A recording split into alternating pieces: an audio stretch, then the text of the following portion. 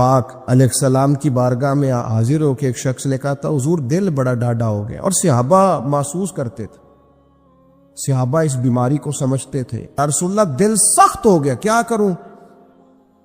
فرمایا کوئی یتیم ملے تو اس کے سر پہ ہاتھ پھیرا کر اللہ تیرے دل کو نرمی عطا فرمائے۔ یتیموں کے سروں پہ ہاتھ رکھا، قلب نرم ہوگا، دل نرم ہو۔ دیکھیں اللہ تعالیٰ نے حضور کو حوصلے کا پہاڑ بنایا۔ نبی پاک علیہ السلام فرماتے ہیں سب سے زیادہ مشکلات مجھ پہ آئی، لیکن جو رقت تھی نا حضور کی طبیعت میں، جو نرمی تھی، وہ اتنی انوکھی تھی۔ حضرت زید بن حارثہ رضی اللہ تعالیٰ عنہ شہید ہو گئے جنگ موتا میں۔ نبی کریم علیہ السلام ان کے گھر آئے، حضور صبر کا درس دینے والے، 500 کے قریب کم و بیش احادیث و آثار آپ کو ملیں گے صبر کے عنوان پر، 100 کے لگ بھگ آیات ملیں گے، حضور صبر کا درس دینے والے۔ لیکن کریم ان کے گھر گئے، ان کی بیٹی سرکار کے سامنے حاضر ہوئی تو بیٹی باپ کی یاد میں رو پڑی۔ حضرت سعد بن عبادہ کہتے میں بھی حاضر تھا، بیٹی روئی تو حضور بھی رو پڑی۔ میں نے عرض کی حضور آپ بھی روتے ہیں؟ یہ آنسو آپ کے بھی نکل آئے؟ حضور فرمانے لگے یہ ایک محبت کرنے والے کے لیے اظہار محبت ہے۔ یہ جو آنسوؤں کا نکل آنا، یہ جو دل کا نہ، بلکہ حضرت سعد بن عبادہ ایک دفعہ بیمار ہو گئے تھے، تو نبی کریم ان کو بیماری میں دیکھنے گئے تو ان کو بیمار دیکھ کے حضور رو پڑے۔ یار یہ حالت ہو گئی ہے اس کی، یہ نرم دلی نبی کریم کی، رقت قلبی، حضور کے قلب اطہر پر جو نرمی ہے، سخت نہ ہو، ڈاڈی زندگی نہ گزارو۔ اشداء علی الکفار، کافر کے لیے سخت ہو، تو حماؤ بینہم، آپس میں تو مہربان رہ کے وقت گزارنا۔ اپنے اپنے دل سے پوچھو، بڑے ٹیسٹ کراتے ہو، بڑی ایکو کراتے ہو اور بڑے کچھ کراتے پھرتے ہو، کبھی کبھی یہ بھی دیکھا کرو ڈاڈا کتنا ہو گیا، معاف کیوں نہیں کرتا، اسے پیار کیوں نہیں آتا، اسے رونا کیوں نہیں آتا، اس میں درد کیوں نہیں پیدا ہوتا۔ یہ بھی تھوڑا سا دیکھا کرو کہ اس کا معیار اس حوالے سے اتنا سخت کیوں ہو گیا ہے، اس میں نرمی نہیں آتی، کسی کے لیے تڑپتا ہی نہیں، وہ بھی کوئی دل ہے کہ دل ہو اور تڑپ ہی نہ ہو۔ اپنی طبیعت پر غور کریں، مزاجن سخت نہ بنے، تلخ نہ بنے، کسی کے بارے میں بھی سوچیں، کسی اور کا بھی احساس کریں، کسی اور کے بارے میں بھی غور کریں۔ آپ کا دل کسی کے لیے بھی دھڑکنا چاہیے، اپنی ذات سے شروع ہو کے اور اپنی ہی ذات پر چیزوں کو ختم کر لینا، یہ کیا دانش مندی ہے؟ میرا رب فرماتا ہے ان الذین یخشون ربہم بالغیب، وہ لوگ جو اپنے رب سے ڈرتے ہیں پر بن دیکھے ہی ڈرتے ہیں۔ ان الذین یخشون ربہم بالغیب لہم مغفرۃ واجر کبیر، قربان جائیں۔ فرمایا بے شک وہ لوگ جو اپنے رب سے بغیر دیکھے ڈرتے ہیں، اللہ تعالیٰ نے ان کے لیے بخشش بھی رکھی ہے اور بہت بڑا اجر تیار کیا ہوا ہے۔ بغیر دیکھے، یہ جب بندے کو چیز نصیب ہوتی ہے نا کہ وہ اللہ تعالیٰ سے ڈرتا ہے، پھر وہ بندہ دانا ہو جاتا ہے، پھر وہ بندہ معاملہ فہم ہو جاتا ہے، وہ بندہ سمجھدار ہو جاتا ہے۔ قرآن مجید نے کہا یا ایھا الذین آمنوا ان تتقوا اللہ یجعل لکم فرقان۔ میرا دل کرتا ہے کہ امت مسلمہ اس آیت کو یاد کر لے۔ رب فرماتا ہے اے ایمان والو، اگر تم اللہ سے ڈرو گے نا تو اللہ تعالیٰ تمہیں حق اور باطل میں تمیز کرنے کی قوت عطا فرما دے گا۔ تم اپنے دل میں رب کو جواب دینے کا تصور پیدا کرو، اللہ تمہارے فیصلے درست کرا دے گا۔ اور میرے نبی پاک صلی اللہ تعالی علیہ وسلم نے فرمایا یہ جو اللہ کا خوف ہے نا، یہ حکمت کی بنیاد ہے، یہ دانائی کی بنیاد اللہ کا خوف ہے، یہ بنیاد ہے، اس کی وجہ سے لوگ دانا ہوتے۔ اگر وہ رب کریم سے ڈرنے لگے تو اللہ انہیں بصیرت کی روشنی دے گا۔ کیوں فیصلے درست تھے سارے سیدنا صدیق اکبر کے؟ اس لیے درست تھے کہ ان کے دلوں میں رب کا خوف موجود تھا۔ بڑی فضیلتیں انہیں حاصل تھی، بڑی عظمتیں حاصل تھیں، لیکن کسی جگہ بھی کسی مقام پر بھی ان کے قدم لڑکھڑاتے کیوں نہیں تھے؟ بڑے انہوں نے بھی زندگی کے اندر تکلیفیں دیکھی، بڑے بوجھ دیکھے، بڑی دھوپ چھاؤں دیکھی، لیکن مضبوط کیوں رہے؟ حضرت سعد بن ربیع رضی اللہ تعالیٰ عنہ ایک جنگ میں شہید ہو گئے تھے، جنگ احد میں. تو ان کی بیٹی ایک دن آئی حضرت صدیق اکبر کے پاس، امیر المومنین کے پاس کسی کام سے. تو جناب سیدنا صدیق اکبر رضی اللہ تعالیٰ عنہ نے چادر بچھا کے اس بیٹی کو بٹھایا اور خود حضرت صدیق اکبر چادر سے نیچے بیٹھ گئے، خود زمین پہ ہیں. اسے آپ نے اعزاز کے ساتھ کپڑے پہ بٹھا رکھا ہے. حضرت عمر فاروق رضی اللہ تعالیٰ عنہ آئے اور آ کے عرض کرنے لگے، حضور یہ خاتون کون ہے، بیٹی کون ہے جس کو آپ نے اس قدر زیادہ فضیلت کی جگہ پہ بٹھایا ہے؟ تو حضرت صدیق اکبر رضی اللہ تعالیٰ عنہ فرمانے لگے کہ یہ اس شخص کی بیٹی ہے جو تم سے بھی افضل تھا، مجھ سے بھی افضل تھا. حضرت عمر فاروق رضی اللہ تعالیٰ عنہ عرض کرنے لگے، حضور ہم تو یہ سمجھتے ہیں کہ نبیوں کے بعد سب سے افضل آپ ہی ہیں، تو یہ جو آپ سے بھی افضل تھا اس کا کیا معنی ہے؟ حضرت صدیق اکبر فرمانے لگے، وہ لوگ کتنے افضل تھے جنہوں نے حضور کی موجودگی میں اپنی جان اپنی رب کی بارگاہ میں پیش کر دی. حضور کے مقدس ہاتھوں میں جن لوگوں کی روحیں پرواز کر گئیں وہ کتنے بڑے لوگ تھے. میری بات کو سمجھیے گا کہ ان لوگوں کے دلوں میں وہ جو عاجزی تھی، وہ جو اللہ تبارک و تعالیٰ کی معرفت تھی، اس نے کس طرح کا بنا دیا. ہمارے ہاں یہ مسئلہ بن گیا ہے کہ ہم ہر ایک سے ڈر رہے ہیں، ہر ایک سے، برادری سے، قبیلے سے، داماد سے، بہو سے، فلانے سے، فلانے سے. میں نے دیکھا بڑے بڑے لوگ ڈرتے ہیں. آپ اگر ناراض نہ ہوں تو بعض والدین ہیں جو اولاد سے ڈرتے ہیں. ہاں میں نے کچھ ایسے دنیا دار پیر دیکھے ہیں جو مریدوں سے ڈرتے ہیں. میں نے ایسے لیڈر دیکھے ہیں جو اپنی عوام سے ڈرتے ہیں. کیوں؟ اس لیے کہ میرے نبی پاک علیہ السلام نے فرمایا جو رب سے نہ ڈرے پھر وہ سب سے ڈرتا ہے، اور فرمایا جو رب سے ڈر جائے اللہ مخلوق کا خوف اس کے دل سے نکال دیا کرتا ہے. یہ رب سے نہیں ڈرا تو یہ سب سے ڈرا ہے. اگر رب سے ڈرتا تو کسی سے نہ ڈرتا. اور حضور فرماتے ہیں دو خوف اللہ جمع نہیں کرے گا. تم اگر بے خوف زندگی گزارنا چاہتے ہو نا دنیا میں تو ایک خوف پیدا کر لو، وہ رب کا خوف ہے. بے خوف ہو جاؤ. اور اگر تم یہ خوف پیدا نہیں کرتے پھر تو سائے سے ڈرو گے، پھر سانپ سے نہیں رسیوں سے ڈرو گے، پھر تو جگہ جگہ تمہیں کمزور کر دیا جائے گا، پھر تو لوگ ہر وقت تمہیں بھگائیں گے، ڈرائیں گے. ایک خوف پیدا کر لو اللہ کا، پھر دوسرا کوئی خوف قریب نہیں آئے گا. اور ایک معنی میں اور کہا اللہ دو خوف جمع نہیں کرے گا. حضور فرماتے ہیں تو دنیا میں رب سے ڈر جانا، رب تجھے آخرت میں نہیں ڈرائے گا. وہ جو اللہ کے ولیوں کے بارے میں کہا لا خوف علیہم ولا هم یحزنون، کیا معنی ہے؟ دنیا میں انہیں صرف اللہ کا خوف تھا، باقی کسی کا خوف نہیں تھا. حضور فرماتے ہیں تو دنیا میں رب سے ڈر جا، قیامت میں تجھے نہیں ڈرائے گا. اور اگر تو دنیا میں نہیں نہ ڈرے گا پھر تو قیامت میں ڈرایا جائے گا. اللہ تبارک و تعالیٰ کی خوف، یہ جو روزہ ہے نا، یہ اس معرفت کو بڑا پکا کرتا ہے.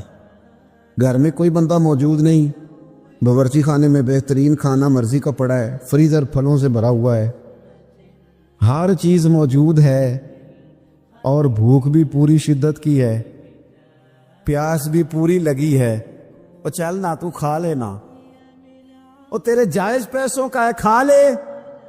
کیوں نہیں کھاتا؟ اس لیے نہیں کھاتا کہ میرا رب مجھے دیکھ رہا ہے. اللہ کرے روزے داروں یہ پریکٹس ہو جائے کہ جب تو اپنا جائز مال اس لیے نہیں کھاتا کہ رب نے روکا ہے اور وہ دیکھ رہا ہے نہیں کھانا، پھر تو کسی کا ناجائز مال کیسے کھا سکتا ہے؟ رب نے تجھے روکا بھی ہے اور رب تجھے دیکھ بھی رہا ہے. پھر تو غیر کا کیسے کھا سکتا ہے؟ جب تو اپنا جائز نہیں کھاتا کہ اللہ دیکھ رہا ہے تو دوسروں کا ناجائز اور حرام کیسے کھائے گا حالانکہ اللہ دیکھ رہا ہے؟ اگر یہ تصور دل میں پیدا ہو جائے، یہ ذوق اگر کسی بندے کو نصیب ہو جائے تو پھر پتہ کیا ہوتا ہے، پھر بندہ عالم ہو جاتا ہے۔ حضور علیہ الصلوۃ والسلام نے ارشاد فرمایا اگر تم اللہ تعالیٰ سے اس طرح ڈرو نا جس طرح ڈرنے کا حق ہے، تو تم ایسا علم جان لو گے کہ جہالت ہی ساری ختم ہو جائے گی۔ خوف خدا اگر پیدا ہو گیا تو اللہ تعالیٰ تمہیں علم بھی عطا کر دے گا، تمہیں معرفت کا نور ملے گا۔ یہ ہے وہ علم لدنی جو انسان کو پھر اللہ کی عطا سے مل جاتا ہے۔ فرمایا اگر اللہ سے ڈرو گے تو رب ایسا علم تمہیں دے گا کہ جہالت ختم ہو جائے گی۔ اور نبی اکرم صلی اللہ تعالی علیہ وسلم نے فرمایا اگر تم اپنے رب کو کما حقہ پہچان کر دعا مانگو گے نا تو تمہاری دعاؤں سے پہاڑ بھی ہل جایا کریں گے۔ لیکن یہ دو چیزیں پیدا کرو، ایک تو اللہ کا خوف تمہارے دل میں آئے اور دوسرا معرفت الہی کا شوق پیدا ہو۔ اگر طبیعت کے اندر یہ چیزیں پیدا ہو جائیں، خوف خدا نصیب ہو جائے اور صحیح معنوں میں نصیب ہو۔ آج کل بڑا لوگ کہتے ہیں اللہ سے ڈر، پر دوسروں کو جب مال خرید رہے ہوتے ہیں پھر کہتے ہیں اللہ کا خوف کر، اور جب بیچ رہے ہوتے ہیں تو جب کسی کو پیغام دین دے رہے ہوتے ہیں تو کہتے ہیں اللہ کا خوف کر، اور جب تیرے تک بات پہنچتی ہے تو پھر معاملہ ختم ہو گیا۔ میں ذمہ داری سے کہتا ہوں یہ جو کچھ ہمارے ہاں ہوتا ہے نا، عوام سے ڈر کے، عالمی میڈیا سے ڈر کے، قوم سے ڈر کے، اس سے آدھے کام بھی اگر رب سے ڈر کے کرے تو قوم کا بھی بھلا ہو جائے گا، لوگوں کا بھی نفع ہو جائے گا۔ اگر آدھا کام بھی ڈر کے کیا جائے، کچھ تھوڑا سا اپنے دل میں خشیت، اللہ کا خوف، جن لوگوں کا یہ تصور بن گیا تھا نا کہ رب کے سامنے کھڑے ہونا ہے، منہ دکھانا ہے مالک کو، جن کا یہ تصور بن گیا تھا بچ گئے تھے۔ ہم دنیا میں جینے کے لیے سارا کچھ کرتے ہیں، رب رسول کو منہ دکھانے کے لیے نہیں کرتے۔ جن کا یہ تصور بن جاتا ہے نا تو رب کہتا ہے وَلِمَنْ خَافَ مَقَامَ رَبِّهِ جَنَّتَانِ، فرمایا جو میرے سامنے کھڑے ہونے سے ڈرے گا میں اسے 2 جنتیں عطا کروں گا۔ وہ سمجھ جائے، اس کے لیے 2 جنتیں ہو جائیں گی۔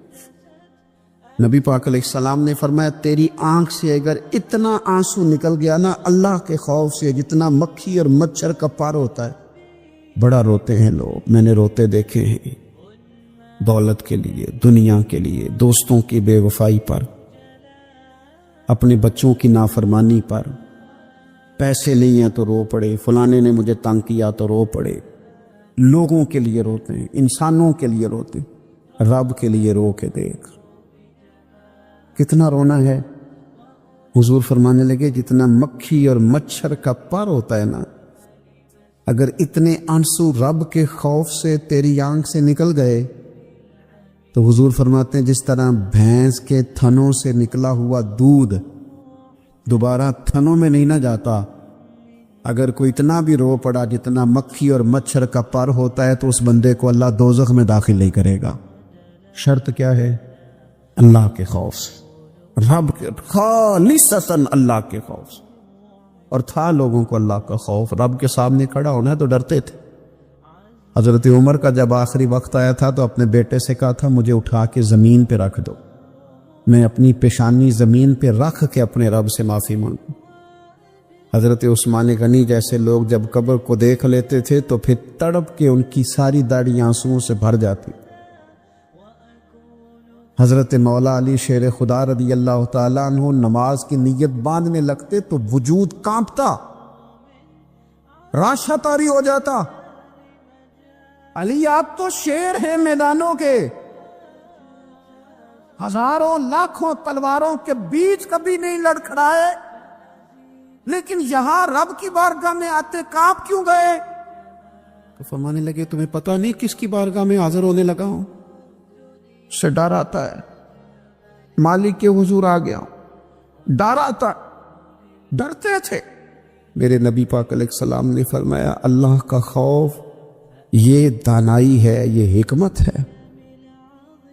اور صحیح بخاری میں لفظ ہیں، نبی پاک صلی اللہ تعالی علیہ وسلم نے فرمایا ایک شخص تھا، بخاری مسلم میں موجود ہے، ایک بندہ تھا، اسے نہ بڑا ڈر آتا تھا، کہ رب جب سوال پوچھے گا تو میں نے کیا جواب دینے ہیں، اور ہمیں ہمارے نبی پاک علیہ السلام نے فرمایا بھی ہے، حضور نے فرمایا رب تم سے 5 سوال پوچھے گا قیامت کے دن اپنے سامنے کھڑا کر کے۔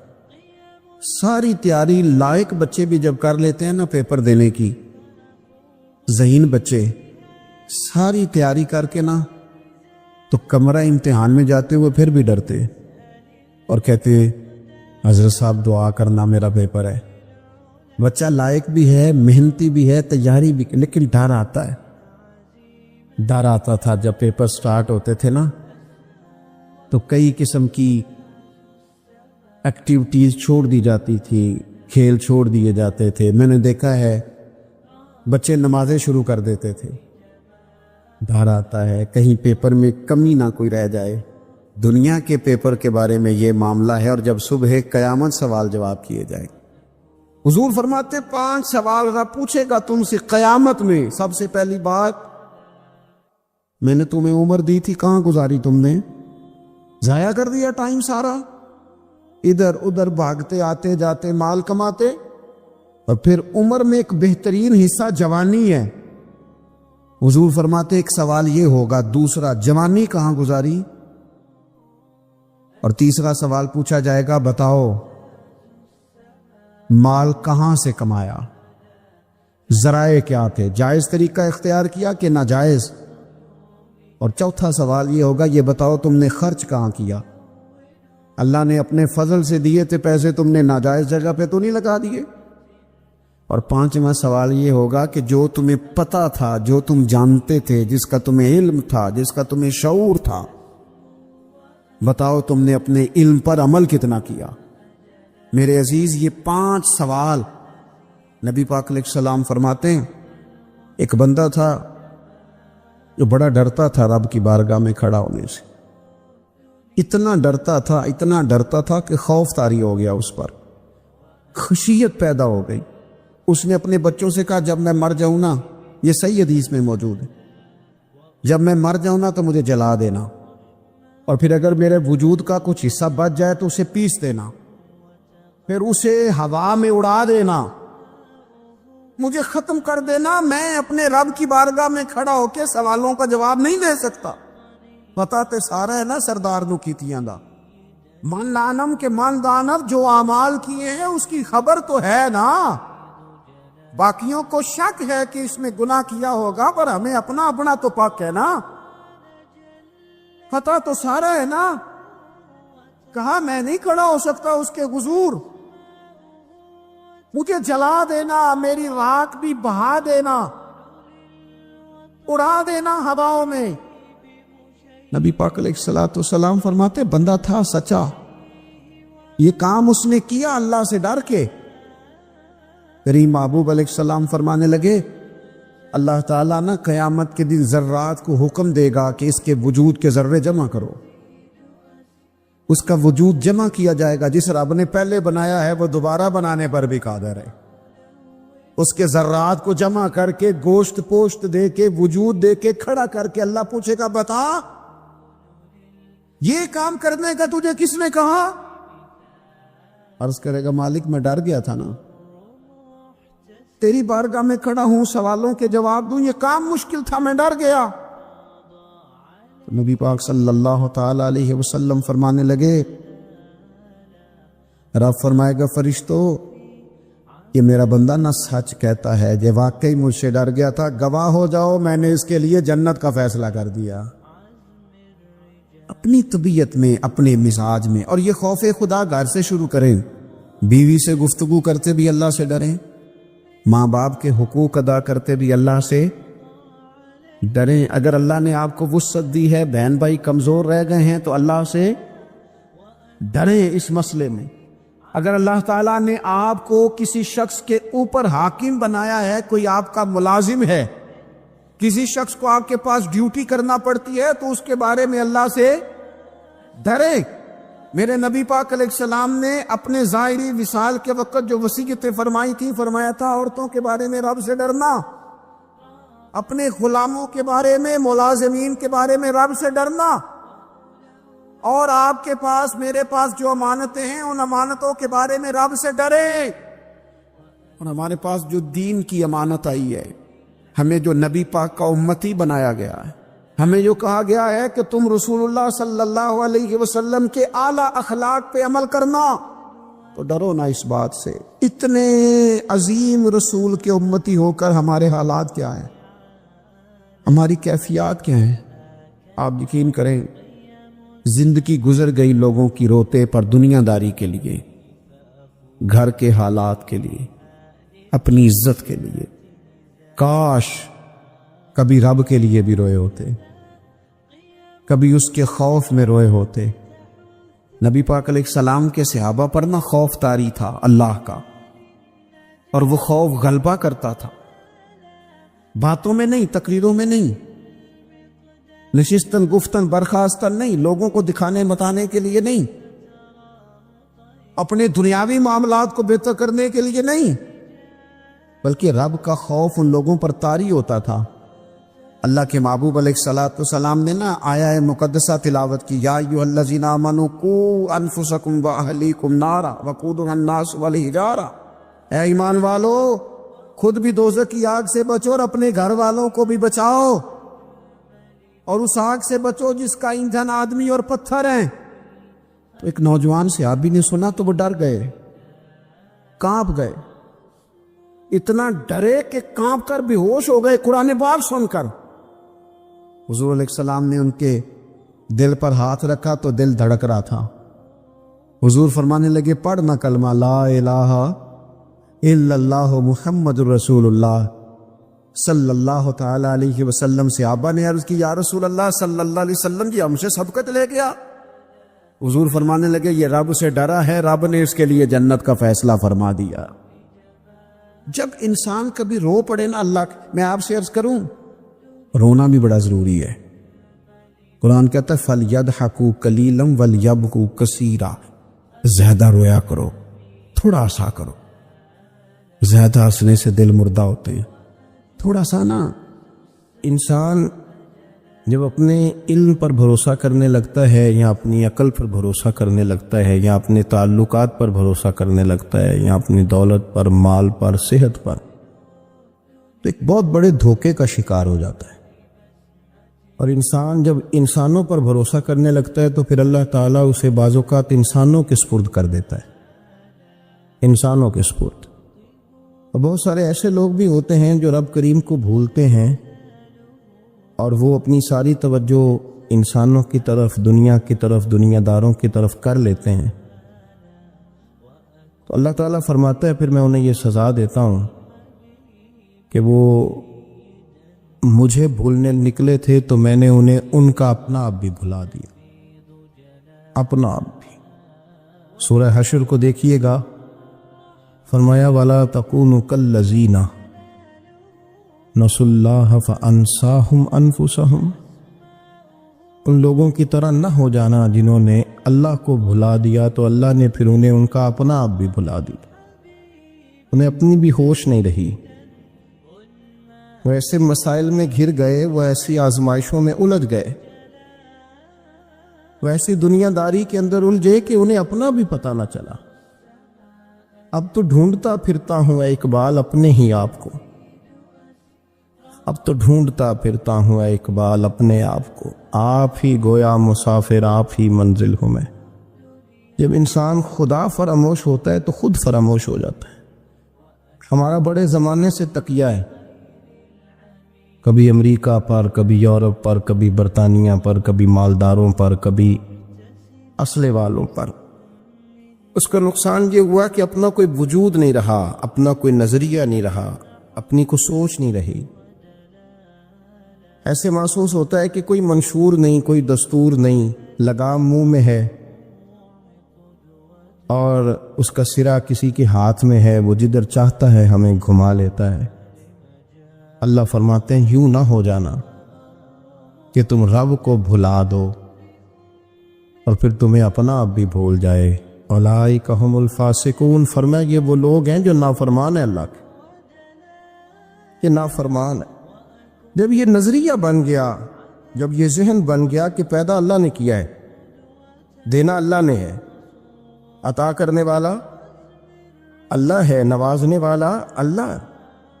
تو پھر ساری توجہ دنیا داروں کی طرف رکھنا، میں اللہ والوں کی طرف توجہ رکھنے کا قائل ہوں، میں وہ سمجھتا ہوں، ہم اس چیز کے قائل ہیں، لیکن وہ بھی کوئی آستانہ ہے کہ جہاں حق مرشد کا نعرہ تو بڑا لگے پر رب کا نام ہی نہ سننے کو ملے۔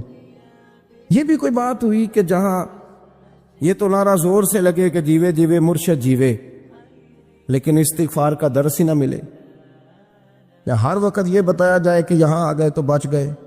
کیسے بچیں گے؟ میرے رسول پاک علیہ السلام کا دروازہ سب سے بڑا دروازہ ہے، حضور کا دروازہ سب سے بڑا دروازہ ہے، لیکن میرے دوستو یاد رکھنا، نبی پاک علیہ السلام نے بھی لوگوں کو جب رستہ دکھایا ہے تو رب کریم کا رستہ دکھایا ہے، اللہ کا رستہ دکھایا، اللہ کریم کا رستہ دکھایا، لوگوں کو رب کی طرف توجہ کرائی۔ میرے رسول کریم سید عالم صلی اللہ تعالی علیہ وسلم نے لوگوں کی اللہ کی جانب توجہ کرائی اور لوگوں سے یہ کہا کہ وہ اپنے رب کریم کی جانب اپنا ذہن رکھیں، اپنی توجہ اپنے اللہ کی جانب مبذول کریں۔ میری بات کو اچھے طریقے سے سمجھیے گا، علم اللہ تبارک و تعالی عطا کرتا ہے تو اسے اللہ کی عطا ہی سمجھنا چاہیے۔ کچھ لوگوں کے پاس علم ہوتا ہے پر علم نافع نہیں ہوتا، وہ ٹامک ٹوئیاں مارتے رہتے ہیں ساری زندگی۔ علم کو اللہ کی عطا سمجھیں، اپنی عقل پر اپنے شعور پر زیادہ بھروسہ نہ سمجھیں، نظر اللہ پہ رکھیں۔ حضرت مولا علی شیر خدا کرم اللہ تعالی وجہہ الکریم سے کسی نے پوچھا تھا بڑا عالم کون ہوتا ہے؟ ہمارے ہاں تو اب وہ والے عالم پائے جاتے ہیں نا، اللہ ماشاءاللہ، جو ممبر پہ بیٹھتے ہیں تو دعوے ہی دعوے ہیں، ممبر پہ بیٹھتے ہیں تو دعوے ہی دعوے ہیں، اس طرح کے عالم ہمارے ہاں پائے جاتے ہیں۔ وہ ہر بات میں دعویٰ کرتے ہیں، میں یہ کر دوں گا، میں وہ کر دوں گا۔ یہ مزاج علماء کا نہیں۔ حضرت علی المرتضیٰ سے کسی نے پوچھا بڑا عالم کون ہوتا ہے؟ فرمایا بڑا عالم وہ ہوتا ہے کہ جسے مسئلے کا پتہ نہ ہو تو وہ کہہ دے مجھے نہیں پتا، میں پتہ کر کے بتاؤں گا، غلط بات بیان نہ کرے۔ امام مالک سے کسی نے کوئی مسئلہ پوچھا تو آپ فرمانے لگے مجھے اس سوال کا جواب نہیں آتا، ہمارے بزرگ سمجھاتے کیا ہیں؟ وہ کہنے لگا آپ اتنے بڑے امام ہیں تو اس سوال کا جواب نہیں آتا۔ فرمانے لگے اگر مجھے ہر سوال کا جواب آتا پھر تو میں خدا ہوتا، مجھے ہر سوال کا جواب نہیں آتا، مجھے تو اتنا آتا ہے جتنا میرے رب نے مجھے عطا کر دیا ہے۔ اپنی نظر اللہ پہ رکھیں، نکل آئیں اس معمے سے باہر کہ میں کوئی بلا ہوں، مجھے بڑا پتہ ہے، میرے پاس 6 ڈگریاں ہیں، مجھے 10 جگہ پہ تدریس کا شغف حاصل، اس سے نکلیں باہر۔ قرآن مجید دیکھیے گا، اللہ تعالیٰ نے ارادہ قدرت فرمایا کہ میں حضرت آدم کو بناؤں گا، پھر بنانے کے بعد فرمایا فرشتوں سجدہ کرو آدم کو، سب نے سجدہ کیا الا ابلیس ابا واستکبر وکان من الکافرین، سب نے سجدہ کیا سوائے ابلیس کے، اس نے انکار بھی کیا اور تکبر بھی کیا اور کافروں میں سے ہو گیا۔ تو یہ جب اللہ تعالیٰ نے سجدہ کرایا تو کیسے کرایا؟ اللہ تبارک و تعالیٰ نے نا حضرت آدم کو علم سکھایا خود، وعلم آدم الاسماء کلہا، خود اللہ فرماتے ہیں کہ میں نے جناب آدم علیہ السلام کو تمام اشیاء کے نام سکھائے، سب اشیاء کے نام سکھائے۔ تو وہ چیزیں پھر میں نے نا، اللہ فرماتے ہیں میں نے فرشتوں پہ پیش کی، میں نے کہا کہ بتاؤ ان کے نام کیا ہے، تو فرشتوں نے جو جواب دیا ہے وہ سمجھنے والا ہے۔ اللہ نے چونکہ خود علم سکھایا تھا حضرت آدم کو، جناب آدم سکھایا تھا، لیکن فرشتوں کو نہیں سکھایا تھا۔ تو اللہ کریم نے فرمایا فرشتوں یہ بتاؤ ان چیزوں کے نام کیا ہیں، تو فرشتے کیا کہتے ہیں؟ فرشتے عرض کرتے ہیں قالوا سبحانک لا علم لنا۔ آپ کبھی یقین کریں اس چیز کی لذت لے تو مزہ آ جائے۔ کہا قالوا سبحانک، کہنے لگے تو پاک ہے، قالوا سبحانک، کہنے لگے تو، بھئی آدم علیہ السلام کو نام سکھا لیے، پھر فرشتوں کے سامنے وہ چیزیں پیش کر کے کہا ان چیزوں کے نام بتاؤ، تو فرشتے کیا کہتے ہیں؟ کہتے ہیں قالوا سبحانک، تو پاک ہے، لا علم لنا، ہمارے پاس کوئی علم نہیں، الا ما علمتنا، ہمیں تو اتنا پتہ ہے جتنا تو نے ہمیں سکھا دیا، ہمیں تو اتنا پتہ ہے جتنا تو نے ہمیں، لا علم لنا، ہمارے پاس کوئی علم نہیں ہے، اتنا ہی پتہ ہے جتنا تو نے ہمیں سکھا دیا ہے، اس سے زیادہ ہمارے پاس علم، اور یہ کیوں تو نے ہمیں جتنا سکھایا اتنا پتہ ہے؟ فرشتے یہ نہیں کہتے یا اللہ تو زیادہ سکھا، آدم کو دیا تو ہمیں بھی دے، یہ نہیں فرمایا، فرمایا انک انت العلیم الحکیم، اے اللہ تو علم والا بھی ہے اور حکمت والا بھی ہے، تجھے پتہ ہے کس کو کتنا دینا ہے، جتنا تو نے مناسب سمجھا جناب آدم کو دیا، اور جتنا تو نے بہتر سمجھا وہ تو نے ہمیں عطا فرمایا۔ تو اگر آپ کے پاس علم ہے، کہیں نالج ہے، اس کو اللہ کی عطا سمجھیں۔ ہمارے ہاں بہت سارے لوگ بن کے بیٹھ جاتے ہیں، میں اکثر کہتا ہوں کہ پھر وہ دعوے کرتے ہیں میرے علاقے والے جاہل ہیں، میرے شہر والے جاہل ہیں، میرے خاندان والے پڑھے نہیں، یہ آپ کا دعویٰ ہے، یہ آپ کو خراب کر دے گا۔ ہم نے بہت سارے ایسے لوگ دیکھے جو بہت بڑے عالم تھے، لیکن اللہ جب لینے پہ آیا تو عقل ہی لے گیا، شعور ہی چلا گیا، حافظے ختم ہو گئے۔ آپ دیکھتے ہیں بڑھاپے میں کچھ لوگ ایسے ہوتے ہیں کہ جن کو یہ بھی یاد نہیں رہتا کہ میرا نام کیا ہے، میں کہاں ہوں، مجھے کدھر جانا ہے۔ اس وقت سے اللہ کی پناہ مانگیں اور اپنی نظر اپنے رب کریم کی جانب رکھیں، اللہ کی جانب اپنی نظر کو مبذول رکھیں۔ دوسری بات، علم کے بعد ایک چیز آتی ہے جس کا نام ہے ہدایت، جس کا نام ہے تقوی، جس کا نام ہے پرہیزگاری، جس کا نام ہے عمل، عبادت، ریاضت۔ یہ بھی اسی وقت ہی نصیب ہوتی ہے جب میرا رب کریم نصیب فرما دیتا ہے۔ ہم نے نا نیکی کا اپنا اپنا سٹیٹس بنا لیا ہے، اپنا اپنا معیار بنا لیا ہے۔ کچھ لوگ کہتے ہیں کہ جناب مسجد میں سیمٹ کا توڑا دینے سے بہتر ہے کسی غریب کو آٹے کا تھیلا دے دو۔ اب اس نے اپنا مزاج بنا لیا نا نیکی کا، اس نے اپنا سٹیٹس بنا لیا۔ میرا یہ سوال ہے کہ نبی پاک صلی اللہ تعالی علیہ وسلم جب مدینہ شریف آئے تھے تو حضور نے سب سے پہلے غریبوں میں آٹا تقسیم کیا تھا کہ سب سے پہلے مسجد بنائی تھی؟ کیا عجیب لوگوں کا رنگ ہے، اپنی مرضی کی ہدایت، اپنی مرضی کا تقوی، اپنی مرضی کا معیار۔ مسجد کوئی بڑا چھوٹا خطیب بھی میری طرح کا ہو نا، تو وہ مسجد میں بیٹھ کے جب نبی پاک کی بات کرتا ہے تو کہتا ہے میرے رسول پاک غریبوں کا سہارا بن کے آئے۔ وہ غریبوں کی بات کرتا ہے، مسکینوں کی، لاچاروں کی، کمزوروں کی بات۔ تو مسجد ہی تو وہ ادارہ ہے جہاں سے غریبوں کی بات ہو رہی۔ تو اب لوگوں نے غریب کو اور مسجد کو لڑانا شروع کر دیا، اس کو لڑاؤ کہ مسجد میں پیسے دینے سے بہتر ہے آپ غریب کو آٹے کا تھیلا دے دیں۔ آپ یہ کیوں نہیں کہتے کہ مسجد میں بھی آپ توڑا دیں ایک سیمٹ کا اور ساتھ غریب کو بھی خدمت کریں؟ یہ کیوں نہیں تقوی؟ اپنی اپنی مرضی کا مزاج، اپنی اپنی۔ کچھ لوگ کہتے ہیں چھوڑو جی، ساری زندگی انسان نماز پڑھتا رہے اور پھر گالیاں بھی دیتا رہے، بندہ داڑھی بھی رکھ لے اور جھوٹ بولنا بھی نہ چھوڑے، تو یہ آپ نے اپنے پاس سے تقوی کا معیار بنایا۔ گالی دینے کا گناہ ہے اور داڑھی رکھنے کا ثواب ہے۔ مصنف ابن ابی شیبہ میں حضرت خزیمہ بن عبد الرحمن رضی اللہ تعالیٰ عنہ کی روایت موجود ہے کہ آپ فرماتے ہیں کہ حضرت سلیمان علیہ السلام کے پاس آپ کا ایک دوست بیٹھا تھا، تو حضرت اسرائیل علیہ السلام تشریف لائے، اس کو غور سے دیکھنے لگے، پھر وہ تشریف لے گئے، تو بعد میں وہ شخص آپ سے عرض کرنے لگا حضور یہ مجھے گھور کے دیکھ رہے تھے، لگتا ہے میری موت کا وقت آ گیا،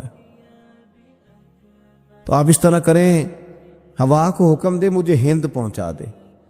یہاں کا روایت میں یوں ہے کہ حضور ویسے ہی میرا دل کر رہا ہے مجھے آپ ہوا کو حکم دے کہ ہند پہنچا دے۔ حضرت سلیمان کا حکم چلتا تھا، ہواؤں کو حکم دیا، وہ ہند پہنچ گیا۔ وہ شخص ہوائیں اڑا کے اس کو ہندوستان لے گئیں، وہ مقام جہاں وہ جانا چاہتا تھا، وہاں جب وہ پہنچ گیا، کچھ دنوں کے بعد حضرت اسرائیل علیہ السلام تشریف لائے، حاضر بارگاہ ہوئے، تو جناب سلیمان علیہ السلام نے فرمایا کہ کیوں گھور کے دیکھ رہے تھے؟ تو عرض کرنے لگے حضور میں اس لیے گھور کے دیکھ رہا تھا کہ مجھے تو حکم ہے کہ تھوڑی دیر کے بعد اس کی روح ہند میں قبض کرنی، اور یہ یہاں گھوم رہا ہے، تو اتنا لمبا سفر ہے تو یہ پہنچے گا بھی کیسے؟ لیکن مجھے حکم ہے، مجھے امر ہے، تو میں تو ہند کی طرف سفر کرنے لگا، لیکن جب میں گیا تو مجھ سے پہلے وہاں موجود تھا۔ حضرت سلیمان علیہ السلام کہنے لگے تیرے جانے کے بعد اس نے مجھ سے کہا، تو گھوڑے پہ، اونٹ پہ، پیدل تو جا نہیں سکتا تھا، تو میں نے ہوا کو حکم دیا تو اسے لے گئی۔ اس بات کو اور مضبوط کرتی ہے میرے نبی پاک صلی اللہ علیہ وسلم کی وہ حدیث جو صحیح مسلم میں موجود ہے، جو بخاری میں موجود ہے، جو مسند امام احمد بن حنبل میں موجود ہے۔ انس بن مالک رضی اللہ تعالیٰ عنہ فرمانے لگے کہ بدر کی رات نبی پاک صلی اللہ علیہ وسلم نے نشان لگائے تھے، نشان لگائے تھے، فرمایا فلاں کافر یہاں مرے گا، فلاں یہاں مرے گا، فلاں یہاں مرے گا۔ حضرت انس بن مالک رضی اللہ تعالیٰ عنہ فرماتے ہیں جہاں حضور نے چھڑی سے نشان لگایا تھا قطعاً ایک کافر نے وہاں سے تجاوز نہیں کیا، اسی جگہ اس کی موت آئی، وہ وہیں مرا جہاں حضور نے کہا تھا۔ تو موت کا وقت بھی مقرر ہے، موت کی جگہ بھی مقرر ہے، موت کو یاد کرنے کا بھی حکم ہے، لیکن موت مانگنے سے منع کر دیا گیا۔ ہمارے معاملات کے اندر للہیت ختم ہوتی جا رہی ہے، خلوص نہیں رہا، کرامتیں ہیں، کہانیاں ہیں، داستانیں ہیں، الزامات ہیں، جھوٹ ہے، فریب ہے، فراڈ ہے، بڑا کچھ ہے۔ اگر نہیں ہے تو خلوص نہیں ہے، اگر نہیں ہے تو ہمارا اللہ اور اس کے رسول کے ساتھ رضا والا معاملہ نہیں ہے۔ کسی چیز کو اس کی حقیقت کی بجائے ہم تصورات کی دنیا میں جا کے، خیالات، توہمات اور افواہوں کی دنیا میں جا کے اس کو قبول کرتے ہیں۔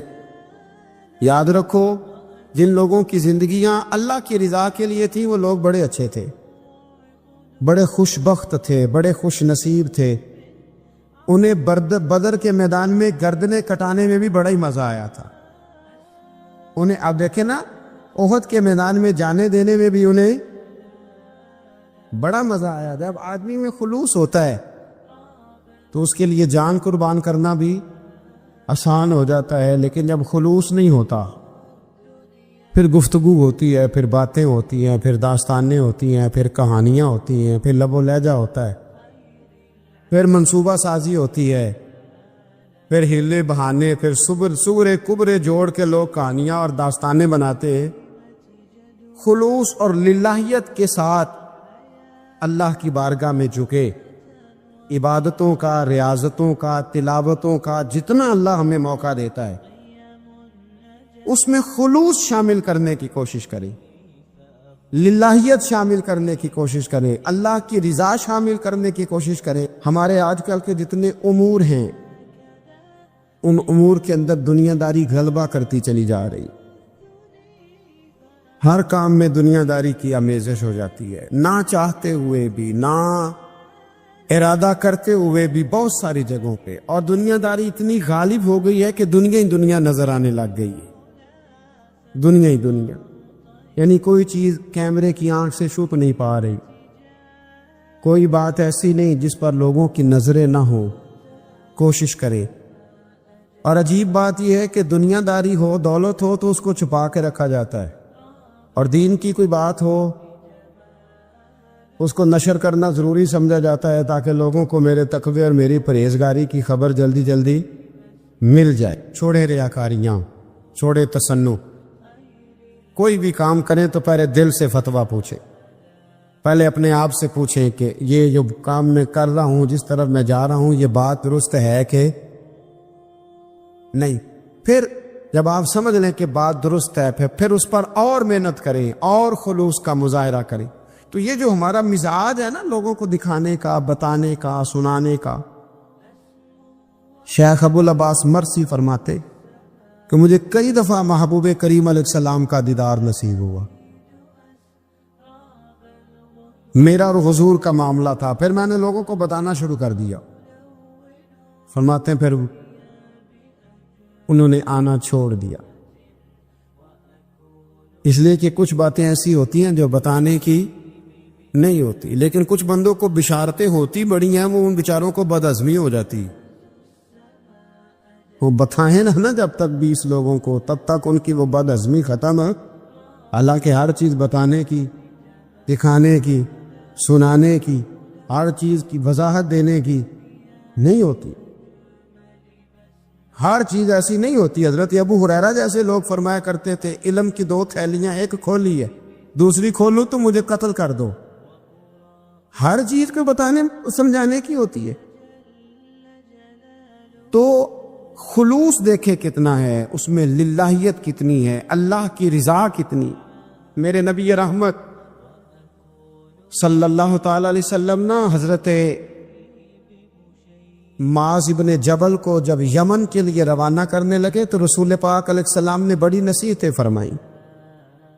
ان نصیحتوں میں درد بڑا تھا۔ کیوں؟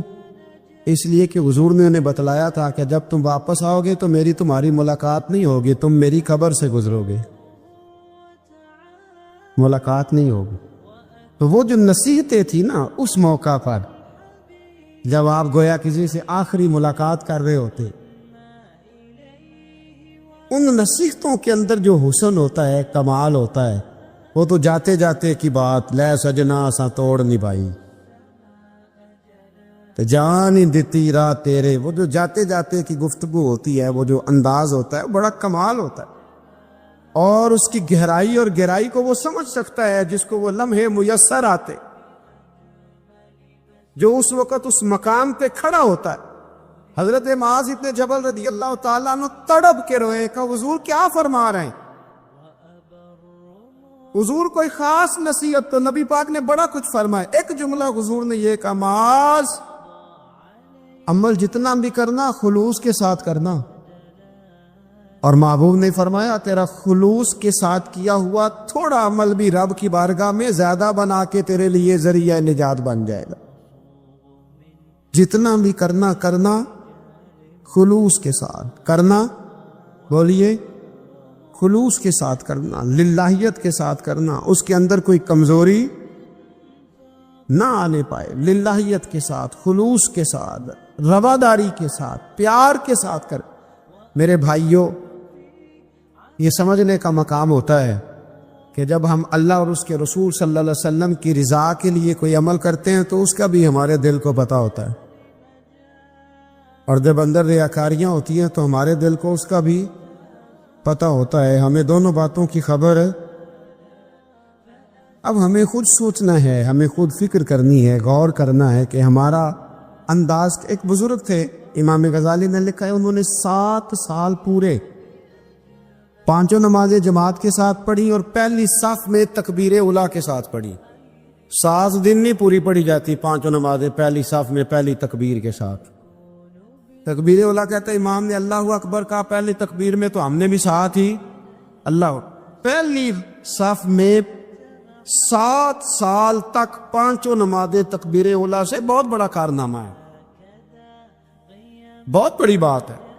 مطلب بندہ یہاں سے اٹھ کے آتے، وضو کرتے، کوئی معاملہ آ گیا، کوئی مطلب اس کو حاجت ہو گئی استنجا وضو کی، تو وہ ٹائم نکل جاتا ہے، کئی دفعہ ایسے ہوتا ہے۔ 7 سال پورے نماز پڑھی، تو کہتے ہیں 7 سال کے بعد نا ایک دن 8واں سال لگا ہوا تھا، تو بزرگ فرماتے ہیں میں ذرا لیٹ ہو گیا، تکبیر اولیٰ تو مل گئی پر پہلی صف نہ ملی، تیسری صف میں جگہ ملی۔ بزرگوں کے تقوی دیکھیے گا، فرماتے تیسری صف میں میں نے نماز پڑھی تو میرے دل کے اندر خیال آیا یار لوگ کیا سوچیں گے کہ اتنا اچھا اس کا ریکارڈ تھا، پہلی صف میں یہ نماز پڑھتا تھا تو آج تیسری صف میں لوگ کیا سوچیں گے۔ فرماتے ہیں جب یہ لفظ زبان پہ آیا تو میرا ضمیر بول پڑا، جب یہ سوچ دل میں آئی تو میرا اندر تڑپ اٹھا، چھم چھم میرے آنسو نکلنے لگے، میں رویا۔ اور فرماتے ہیں لوگ چلے گئے اور میں نفل پڑھتا روتا رہا۔ میں نے کہا اللہ مجھے یوں لگتا ہے وہ 7 سال تک پہلی صف میں جو نمازیں پڑھتا رہا وہ تو لوگوں کو دکھانے کے لیے پڑھتا رہا۔ فرماتے میں نے 7 سال کی نمازیں قضا پڑھی، قضا نمازیں پڑھی، اس لیے کہ مجھے سمجھ آئی کہ وہ نماز اللہ کی رضا کے لیے نہیں تھی، وہ تو بندوں کو ریکارڈ بنانے کے لیے تھی۔ میں نے وہ 7 سال کی نمازیں قضا پڑھی. اور فرماتے ہیں اب دوبارہ سے جب میں جاتا ہوں تو پھر میں اپنے دل پہ غور کرتا ہوں کہ پہلی صف تکبیر اولا پر یہ بتا نیت کیا ہے, یہ بتا کہ تیرا ارادہ کیا ہے. شیخ سعدی فرمایا کرتے تھے تیرے وجود کا قبلہ تو سیدھا ہے, دل کے قبلے کی بھی بات بتا. حضرت موسیٰ کلیم اللہ علیہ نبینا علیہ الصلوۃ والسلام پر اللہ کریم نے وحی فرمائی کہ اے موسیٰ,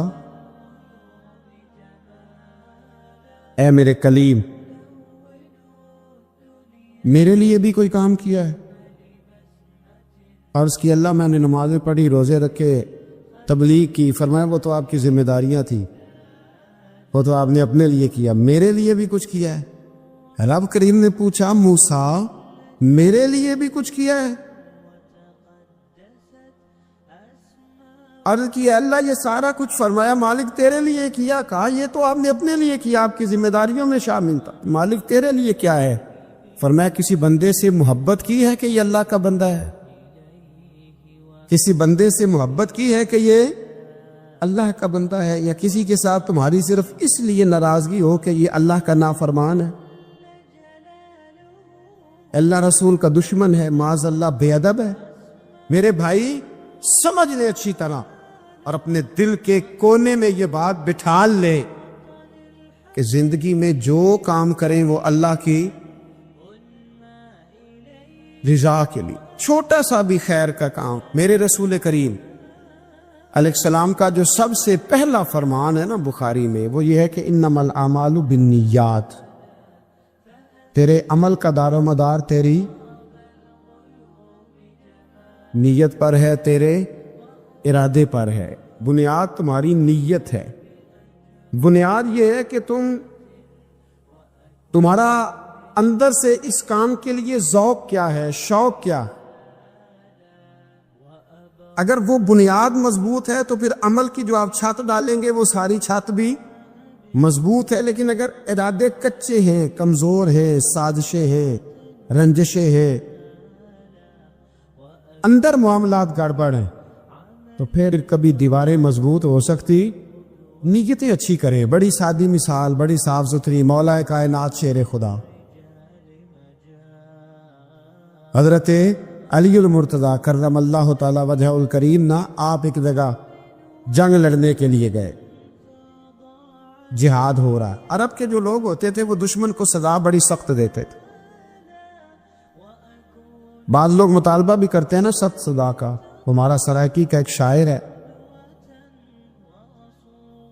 وہ کہا کرتا ہے دے تانگی ساڑی زندگی تو تے دے سخت سزا تیری جان چھٹے, ساکو مار نہ شاکر کستاں وچ یک لخت مکا تیری جان چھوٹے. عرب کے لوگ نا سخت سزا دیتے تھے, سخت. وہ اذیت دیتے, کبھی انگلی کاٹ دیتے, کبھی ہاتھ کاٹ دیتے. مختار سقفی نے جب امام علی مقام رضی اللہ تعالیٰ عنہ کے قاتلوں کو قتل کیا تو زیادہ تر کی گردنیں نہیں کاٹی تھی, بلکہ اس نے ہاتھ پیر کاٹ کے لوگوں کو جنگلوں میں پھینک دیا تھا.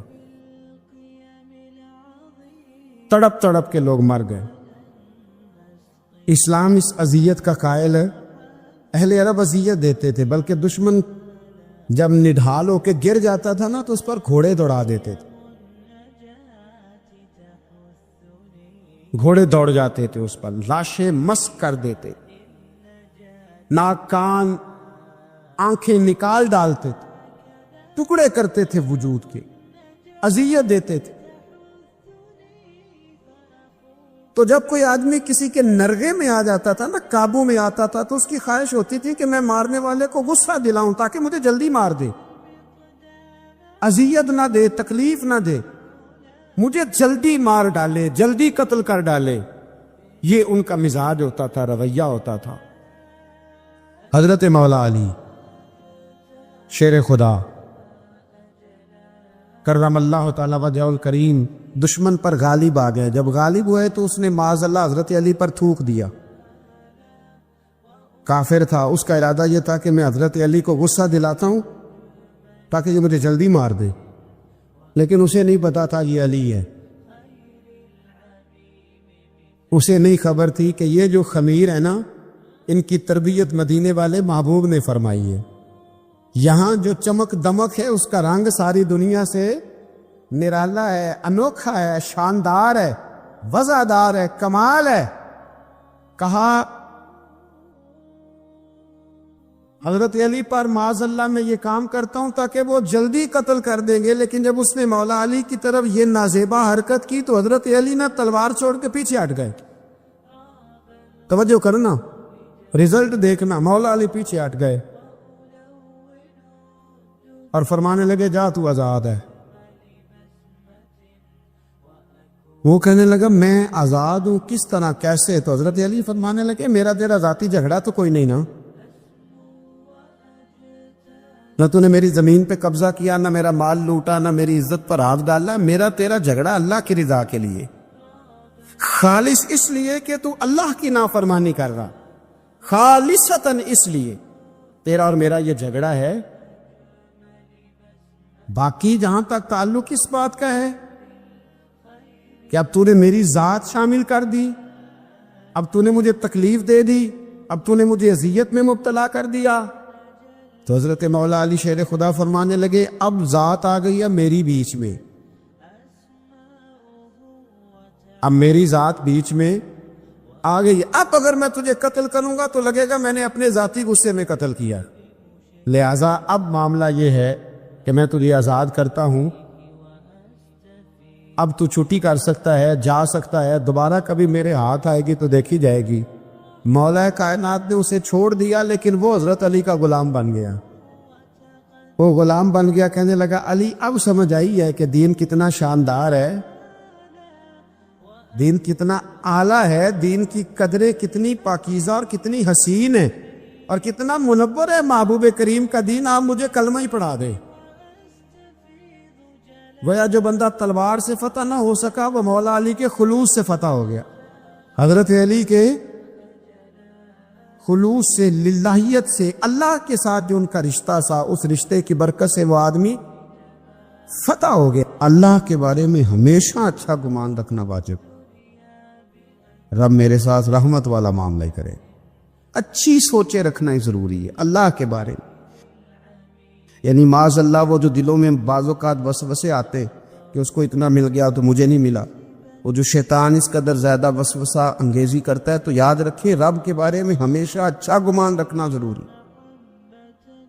اور جو نیک اور صالح مومن ہو اس کے ساتھ اچھا گمان رکھنا مستحب ہے، آپ کو اجر ملے گا اچھا گمان رکھنا.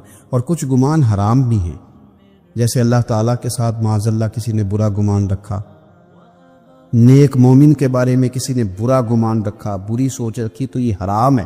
ہاں کچھ لوگ ایسے ہیں جن کے بارے میں صرف اتنا کہا گیا کہ ان کے بارے میں تمہارے ذہن میں اگر کوئی بری سوچ آتی ہے تو وہ ٹھیک ہے، لیکن تشہیر اس کی بھی نہ کرنا.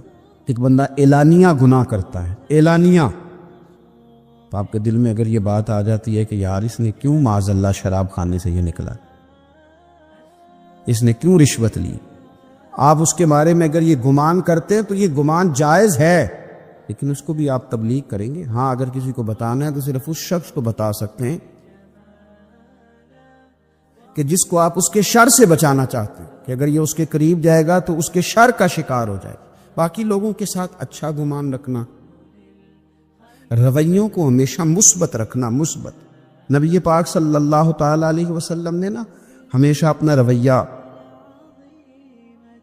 جو ہم تک پہنچایا، جو کریم محبوب علیہ السلام نے ہمیں تبلیغ فرمائی، تو حضور کا رویہ بڑا مثبت ہوتا تھا، بڑا مثبت رویہ. میدان احد کے اندر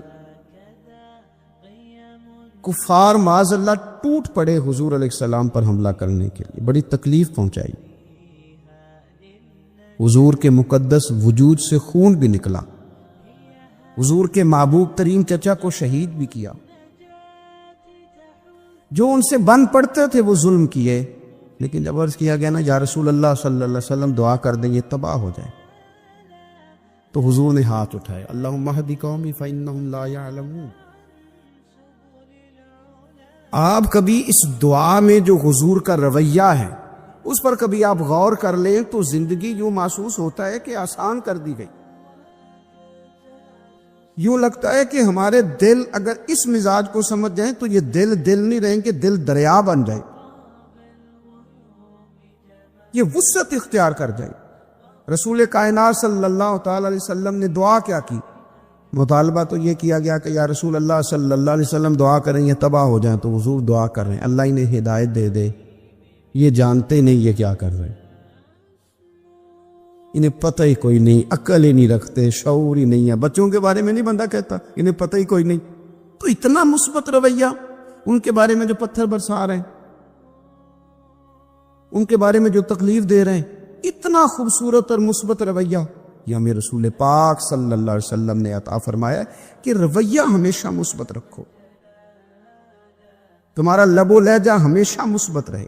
وہ آپ تبلیغ کر رہے ہوں، بات بتا رہے ہوں، اصلاح کر رہے ہوں، لین دین کر رہے ہوں، آپ تعلقات بنا رہے ہوں، رشتہ داری کر رہے ہوں، اپنے آپ کو مثبت رکھنا بہت ضروری۔ اگر آپ کا رویہ مثبت ہے اور آپ کو مثبت رہنا آتا ہے اور آپ مثبت پن کے قائل ہیں، تو آپ محسوس کریں گے کہ بہت سارے لوگ آپ کی نظر میں بھلے ہو گئے، آپ کو محسوس ہوگا کہ آپ کے دوستوں کی تعداد بڑھ گئی ہے، آپ کو محسوس ہوگا کہ آپ کے اپنے معاشرے میں کافی زیادہ ہیں، آپ کو محسوس ہوگا کہ کئی لوگ ایسے ہیں کہ جو بیچارے شعور سے عاری ہیں، انہیں پتہ نہیں ہے، اس لیے وہ کچھ ایسی باتیں کر جاتے ہیں۔ پھر آپ کا رویہ اگر مثبت ہوگا تو بہت سارے لوگوں کو قریب کرنے میں فائدہ ہوگا۔ رویوں کے منفی پن نے لوگوں کو لوگوں سے دور کر دیا۔ یعنی ایک آدمی نیا کسی فیلڈ میں آتا ہے تو ظاہر ہے اس کی پبلک ڈیلنگ ہوتی ہے، تو اب کچھ لوگ ایسے بھی آتے ہیں جو تکلیف دیتے ہیں۔ وہ اب جب سیٹ پہ بیٹھا تھا تو ارادہ یہی لے کر کے بیٹھا تھا کہ ہمیشہ اچھا رہوں گا، اچھا چلوں گا، لیکن اب جب وہ سوسائٹی کے اندر، معاشرے کے اندر لوگوں کے ساتھ اٹھنا بیٹھنے لگا تو اب کیا ہوا کہ کچھ ایسے لوگ بھی اس کے سامنے آئے کہ جن لوگوں کا انداز ٹھیک نہیں تھا، تو کیا اس نے کیا؟ وہ کچھ عرصہ جو اس نے نیک نامی کی تھی، اچھا رویہ اختیار کیا تھا، اب لوگوں کی اس طرز عمل کی وجہ سے اس نے اپنا رویہ بھی گڑبڑ کر لیا۔ بھئی میرے پاس جو سائلین آتے ہیں وہ بندے ٹھیک نہیں ہیں، وہ جناب جو لوگ مقدمہ درج کرانے آتے ہیں آپ کو پتہ ہی نہیں وہ جھوٹ کتنے بولتے ہیں۔ بھئی آپ کو آپ کا دین یہ کہتا ہے کہ اگر سامنے والا جھوٹ بول رہا ہے تو آپ بھی جواب میں جھوٹ بولیں گے۔ آپ تو اپنے رویے کو اچھا رکھیں کہ مثبت رکھیں، آپ مثبت رہیں گے تو ماحول بڑھے گا۔ حضرت صفوان بن امیہ رضی اللہ تعالیٰ عنہ ارشاد فرماتے ہیں، دیکھیں کتنے سچے لوگ تھے، کتنے سچے۔ آپ فرماتے ہیں کہ میرے دل میں نا نبی پاک صلی اللہ علیہ وسلم کے بارے میں معاذ اللہ ثم معاذ اللہ، نقل کفر نہ باشد، کہتے ہیں میرے دل میں عداوت تھی حضور کے لیے، میرے دل کے اندر وہ جذبات نہیں تھے جو حضور کے لیے ہونے چاہیے تھے، عداوت تھی۔ لیکن آپ فرماتے ہیں حنین کا دن آیا نا، حنین کا، یا آپ کو ترمذی شریف میں روایت ملے گی، فرماتے ہیں حنین کا دن آیا تو حضور نے مجھے نوازنا شروع کیا، حضور نے مجھے نوازنا شروع کیا۔ کس کو بھلا؟ جو خود کہہ رہے کہ میرے دل میں عداوت ہے، کہتے حضور نے مجھے نوازنا شروع کیا، اتنا نوازا، اتنا نوازا، اتنا نوازا کہ رسول کریم مجھے کائنات میں سب سے زیادہ پیارے ہو گئے، حضور سب سے زیادہ پیارے ہو گئے مجھے۔ اب میرے لیے سب سے بڑھ کر میرے رسول پاک صلی اللہ علیہ وسلم کی ذات ہے، مکھ چند بدر شاشانی ہے، متھے چمک دلاٹ نورانی ہے، کالی زلف تے اکھ مستانی ہے، مخمور اکھی ہیں مد بریاں، سبحان اللہ، ماں اجمل کا، ماں احسن کا، ماں اکمل کا، کتھے مہر علی، کتھے تیری ثنا۔ عزیز بھائی، رسول پاک صلی اللہ تعالیٰ علیہ وآلہ وسلم محبوب ہو گئے۔ حضرت صفوان بن امیہ رضی اللہ تعالیٰ عنہ کی اگر آپ بات کو سمجھیں نا، تھوڑا کھول کے دیکھیں تو فرماتے ہیں میرا تو رویہ ٹھیک نہیں تھا نا، میں تو اندر لے کے گیا تھا نا، عداوت چھپی ہوئی تھی، لیکن کریم رسول نے جب دینا شروع کیا تو حضور کا رویہ کریمانہ تھا۔ یہ نہیں کہتے کہ میں نے لفظوں سے کچھ بولا، اندر کی جو داستان تھی نا، اندر جو میرے رٹا تھا، وہ رسول پاک کی اداؤں نے ٹھیک کر دیا، حضور کے رویے نے ٹھیک کر دیا، اس پر تبلیغ نہیں کرنی پڑی، اس پر بحث نہیں ہوئی۔ اس پر کوئی کسی قسم کا مباحثہ نہیں. حضور کے رویے نے، آپ کا جو مثبت رویہ ہے نا، آپ بہت زیادہ دلائل دیں گے نا اپنے آپ کو کلیئر کرنے کے لیے تو کر نہیں پائیں گے. بہت زیادہ وضاحتیں دینے والے کو بھی کئی دفعہ لوگ جھوٹا تصور کر لیتے ہیں ماں سے. آپ بہت زیادہ اپنے آپ کو کلیئر کرنے کی کوشش میں بھی کئی دفعہ لوگوں کے ہاں نظروں سے گر جاتے ہیں. لیکن اگر آپ کا رویہ ٹھیک ہو، رویہ مثبت ہو، تو خود بخود بہت ساری چیزیں نکھر کر کے سامنے آ جاتی. اس لیے رویے کا صاف ستھرا اور میٹھا ہونا اور مثبت ہونا یہ بڑا ضروری ہے. ہمارے بزرگان دین کا، صوفیہ کرام کا جو انداز تھا نا، وہ یہ تھا کہ انہوں نے نا اپنے آپ کو مسلمانوں کے حق میں، غیروں کے حق میں، انہوں نے تبلیغ والا تو بنایا تھا لیکن نفرت والا نہیں بنایا تھا. ہاں ایسے کافر سے جو متشدد ہو، اور ایسا کافر جو ڈٹ جائے، بات ماننے کو تیار نہ ہو. اللہ رسول کی رضا کے لیے اپنے دل کے اندر اس کے لیے دعوت رکھنا بھی دین ہے. من احب للہ و ابغض للہ. حضور نے فرمایا کہ اللہ کے لیے محبت رکھو، اللہ کے لیے بغض رکھو. وہ اپنی جگہ بجا ہے. لیکن ایسے لوگ جن کو آپ دین کی طرف لا رہے ہوں، آپ کو محسوس ہوتا ہو کہ میں نے ان کو خیر کی دعوت دینی ہے، تو وہاں اگر آپ کا رویہ ان کی تلخ باتوں کے مقابلے میں میٹھا ہو جائے تو لوگ جلدی سے دین کے قریب آ جاتے ہیں، آسانی محسوس کرتے ہیں. حضرت مالک بن دینار رحمت اللہ تعالی علیہ بڑے لوگوں میں سے ہیں. اللہ تبارک و تعالیٰ نے بڑے درجات عطا فرمائے. اہل طریقت میں، اہل تصوف میں، اہل علم و عرفان میں بڑا نام رکھتے. ایک یہودی کے ہمسائے تھے. شاہ فرید الدین عطار رحمۃ اللہ علیہ نے تذکرۃ الاولیاء میں لکھا ہے. آپ کبھی کیفیت دیکھیں سامنے والے کے رویے کی اور ان کے رویے کی. ایک یہودی کے ہمسائے تھے. وہ یہودی کیا کرتا کہ اس نے نا وہ جو پرنالہ تھا نا حضرت مالک بن دینار رحمۃ اللہ علیہ کا، اس میں وہ اپنے گھر کا سارا کچرا ڈال دیتا، ساری گندگی ڈال دیتا، بول و براز ڈال دیتا، پخانہ و پیشاب ڈال دیتا. ابھی کتنی مطلب یہ کہ تلخ بات ہے، اور کتنی انسانی طبیعت پر یہ بات گراں گزرتی، کتنا یہ سخت مسئلہ ہے. حضرت اس کے ہمسائے تھے. وہ روز یہ کام کرتا کہ آپ کے پرنالے سے نا وہ روزانہ گندگی پھینکتا. اس نے حد کر دی تنگ کرنے کی. یہ اس کا رویہ تھا. اب جب اس نے پوری شرارت کر لی اور جس قدر اس کے پاس تیل تھا آگ جلانے کو، اس نے سارا ہی ڈال لیا. جو بن سکتا تھا اس نے کر لیا. اب تنگ آ گیا نا، جبکہ یار یہ تو بولتے ہی نہیں. تو مالک بن دینار رحمۃ اللہ علیہ سے ملا اور ملاقات کر کے کہنے لگا، وہ آپ کے ہاں روز کچرا جاتا ہے تو آپ نے کبھی کچھ کہا نہیں. فرمانے لگے کہنا کیا ہے، تم پڑوسی ہو، پڑوسیوں کے حقوق ہوتے. میں نے ایک جھاڑو رکھ دیا، ایک برتن رکھ دیا ہے، اور جب کچرا آتا ہے تو میں اٹھا کر کے باہر پھینک دیتا ہوں. ذہن بنا لیا ہے کہ یہ روز آئے گا اور روز میں نے پھینکنا ہے. اللہ اکبر. وہ شخص کہتا ہے کہ تقریر نہیں کر رہے تھے حضرت، خطاب نہیں کر رہے تھے، میری اور حضرت کی گفتگو ہو رہی تھی. جب فرمایا نا کہ رکھ دیا ہے میں نے، اور میں نے طے کر لیا ہے کہ اس کو کچرے کو روز آنا ہے، گندگی کو روز آنا ہے، اور میں نے اٹھا کر کے باہر پھینکنا ہے، تو فٹافٹ پوچھتا ہے، کہتا ہے حضرت یہ آپ نے کہاں سے سیکھا ہے؟ فرمایا اللہ کے قرآن سے. حضرت مالک بن دینار سے کہتا ہے کہاں سے سیکھا؟ فرمایا اللہ کے قرآن سے. اللہ کے قرآن سے سیکھا ہے. رب فرماتا ہے والقاظمین الغیظ والعافین عن الناس. وہ لوگ جو غصے کو پی جاتے ہیں اور لوگوں سے درگزر کرتے ہیں. واللہ یحب المحسنین. اللہ ان نیک لوگوں سے محبت فرماتا ہے. والقاظمین الغیظ، وہ لوگ جو غصہ پی جاتے ہیں. والعافین عن الناس، اور لوگوں سے درگزر کرتے ہیں. واللہ یحب المحسنین. اللہ ان نیکوں کاروں سے محبت کرتا ہے. میں نے یہ رب کے قرآن سے سیکھا ہے کہ غصہ پی جانا ہے، لوگوں کو معاف کرنا ہے، تاکہ رب تو پیار کرے نا. اب آپ نقطے کو سمجھے. صوفی کا ذہن کیا ہے؟ درویش بتاتے کیا ہیں؟ فرماتے ہیں تو سمجھ، درگزر تجھے کر رہا ہوں، غصہ میں پی رہا ہوں، لیکن لالچ میرا یہ ہے کہ میرا رب مجھ سے پیار کرے. اللہ کی محبت میں یہ کر رہا ہوں کہ مالک مجھ سے پیار کرے. ہمارا تو مطمع نظر ہی رب کو راضی کرنا، اللہ پیار کرے. اس نے جب کیفیات دیکھی نا، میں نے کہا لہجے لہجوں کو نرم کر دیتے ہیں. جب یہ رنگ دیکھا نا تو حضرت مالک بن دینار کا ہاتھ پکڑ کے آنے لگا، پڑھائیے کلمہ میں بھی مسلمان ہو جاتا ہوں، تاکہ دین کی یہ خوبصورت تعلیمات میرے اندر بھی اتر جائیں. تو مثبت رویے پیدا کریں، اچھا سوچیں.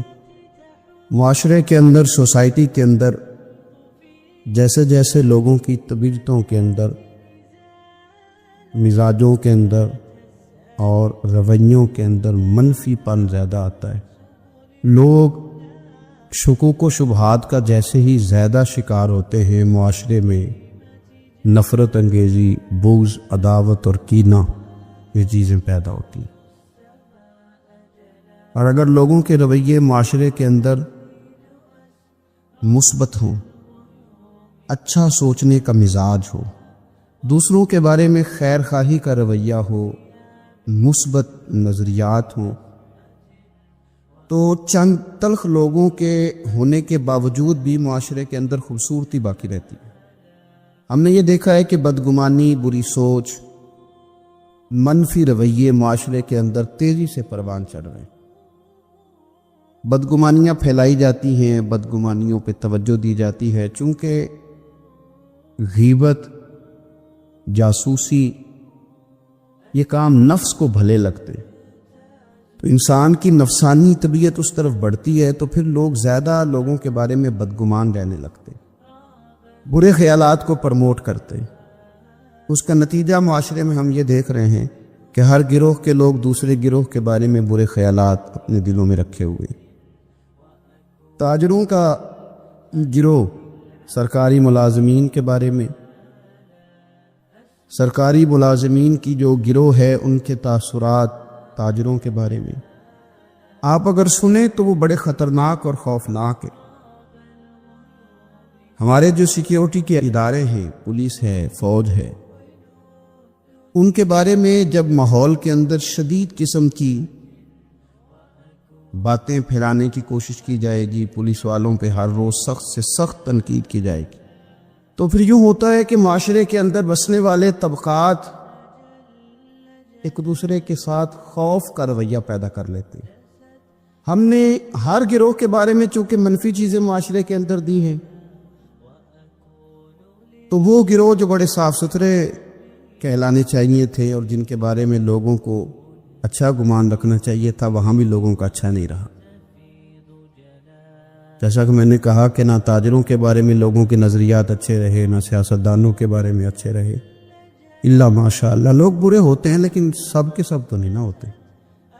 ہر شخص تو ایسا نہیں ہوتا کہ جو مکمل برائی کے اندر ہی مبتلا ہے اور اس کے اندر کوئی خوبی ہی نہیں پائی جاتی. ہر طبقے کے بارے میں جب لوگوں کے خیالات برے رہنے لگے تو پھر ہم نے یہ دیکھا کہ علماء کے بارے میں، مشائخ کے بارے میں، دینی طبقات کے بارے میں لوگوں کے خیالات برے ہوئے. پھر یہ بدگمانی اور یہ منفی رویہ گھر کے اندر پہنچ گیا. یعنی وہ والے گھر بھی ملے کہ جس گھر کے اندر بیٹوں اور بیٹیوں نے یہ سوالات بھی اٹھا دیے کہ شاید ہمارا والد ہی ہمارے لیے کچھ کرنے کو تیار نہیں. اس قدر زیادہ منفی رویوں کو پرموٹ کیا گیا کہ ایک وقت وہ بھی آیا کہ جب گھر کے اندر رہنے والی وہ ماں، اس نے سارا کچھ ہی اولاد کو دے دیا، جس کی دھڑکنیں بچوں کی خوشیوں کے ساتھ چلتی، اور ان بچوں کی آہیں اور سسکیاں ماں کی دھڑکنوں کو روک دیتی ہیں. ایک وقت ایسا بھی آیا کہ اس ماں کے بارے میں کسی نے دل میں بات ڈال دی کہ تیری ماں تیرے بچوں سے کم پیار کرتی ہے اور بڑے والے بھائی کے بچوں سے زیادہ پیار کرتی. یہ منفی رویے آگے بڑھے، میکے کا معاشرہ ہو یا سسرال کا معاشرہ ہو، ہر ایک کے بارے میں منفی رویہ، ہر ایک کے بارے میں منفی سوچ، اور ڈھونڈ کر کے جو قرآن مجید نے کہا نا وَلَا تَجَسَّسُوا، جاسوسی نہ کرو، ڈھونڈ کے لانا. میں تمہیں بتاتا ہوں اندر کی بات. اس نے نا یوں لگتا ہے کہ جیسے ساری سوسائٹی کو ایک عجیب سا ماحول دے دیا ہے. لوگ انسانوں کے معاشرے میں رہتے ہوئے بھی محسوس ہوتا ہے کہ انسانوں میں نہیں رہتے. خوفناک سا منظر ہے، یوں لگتا ہے چاروں جانب لالچی لوگ ہی رہتے ہیں. ہر بندے کو ہم نے خود غرض سمجھنا شروع کر دیا. ہر ایک کے بارے میں خوفناک پیغام سوسائٹی میں دینا شروع کر دی. کوئی بھی ایک الف پڑھو چھٹکارا ایک الف پڑھو چھٹکارا ایک الف پڑھو چھٹکارا ایک الف پڑھو چھٹکارا ایک الف تو دو تین چار ہوئے پھر لاکھ کروڑ ہزار ہوئے ایک الف تو دو تین چار ہوئے پھر لاکھ کروڑ ہزار ہوئے پھر اوتھوں باج شمار ہوئے پھر اوتھوں باج شمار ہوئے ایک الف دا نکتا نیارا ایک الف پڑھو چھٹکارا ایک الف پڑھو چھٹکارا کیوں پڑھنا گنڈے کتاباں دی سر چانا پنڈے عذاباں دی کیوں پڑھنا گنڈے کتاباں دی سر چانا پنڈے عذاباں دی ہن ہویو شکل جلاداں دی ہن ہویو شکل جلاداں دی اگے پینڈا مشکل بارا ایک الف پڑھو چھٹکارا ایک الف پڑھو چھٹکارا ایک الف پڑھو چھٹکارا بن حافظ حفظ قرآن کریں پڑھ پڑھ کے صاف زبان کریں بن حافظ حفظ قرآن کریں پڑھ پڑھ کے صاف زبان کریں پھر نعمت ویچ دیان کریں پھر نعمت ویچ دیان کریں من پھر داجوں ہلکارا ایک الف پڑھو چھٹکارا ایک الف پڑھو چھٹکارا ایک الف پڑھو چھٹکارا بلا بھی بوڑ دا بویا سی او برچھا وڈا جا ہویا سی بلا بھی بوڑ دا بویا سی بلا بھی بوڑ دا بویا سی او برچھا وڈا جا ہویا سی جد برچھا او فانی ہویا سی جد برچھا او فانی ہویا سی پھر رہ گیا جی اکارا ایک الف پڑھو چھٹکارا ایک الف پڑھو چھٹکارا ایک الف پڑھو چھٹکارا ایک الف پڑھو چھٹکارا